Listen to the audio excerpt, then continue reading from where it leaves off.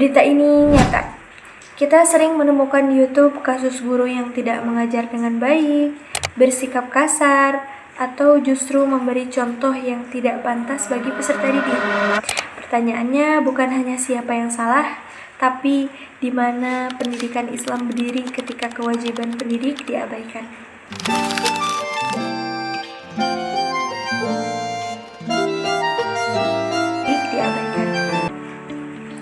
Assalamualaikum warahmatullahi wabarakatuh. Perkenalkan, nama saya Nanda Aulianisa dari Program Studi Manajemen Pendidikan Islam.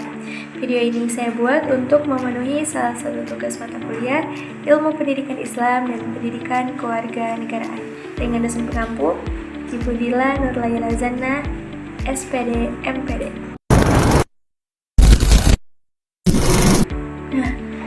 Saat kita melihat berita tentang guru yang tidak menjalankan kewajibannya, wajar jika muncul rasa kecewa.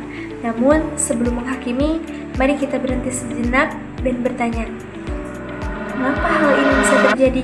Dalam pendidikan Islam, setiap persoalan tidak hanya dilihat akibatnya, tetapi juga dari sebab dan solusi. Dari sinilah pembahasan tentang hak dan kewajiban warga negara sebagai pendidik dalam pendidikan Islam menjadi sangat penting.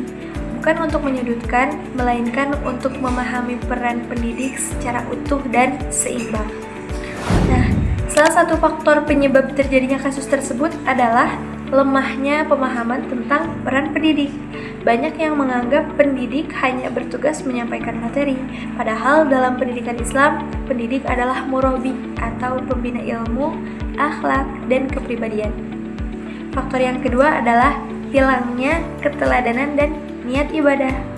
Dalam pendidikan Islam, keteladanan adalah metode utama. Peserta didik lebih mudah meniru sikap dibanding mendengarkan nasihat.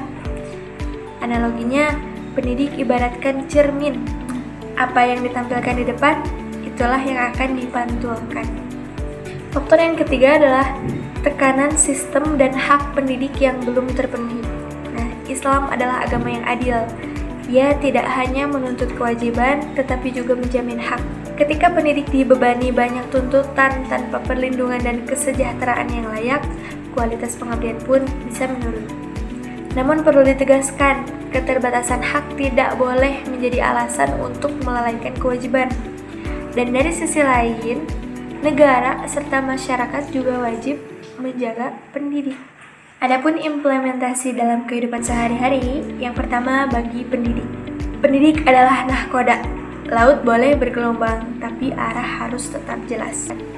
Yang kedua, bagi negara dan masyarakat. Tidak adil rasanya menuntut panen yang baik tanpa merawat tanahnya. Contohnya memberi perlindungan hukum, menjamin kesejahteraan, menghormati peran pendidik. Kasus guru yang tidak menjalankan kewajibannya seharusnya tidak berhenti sebagai berita. Ia harus menjadi bahan evaluasi dan muhasabah bersama. Karena pendidikan Islam bukan tentang mencari siapa yang salah, tetapi tentang bagaimana semua pihak kembali ke perannya masing-masing. Kalau menurutmu pembahasan ini penting, jangan lupa like, subscribe, dan share ke teman-teman kamu supaya semakin banyak yang peduli dengan dunia pendidikan Islam. Tulis juga pendapatmu di kolom komentar. Terima kasih sudah menonton. Wassalamualaikum warahmatullahi wabarakatuh.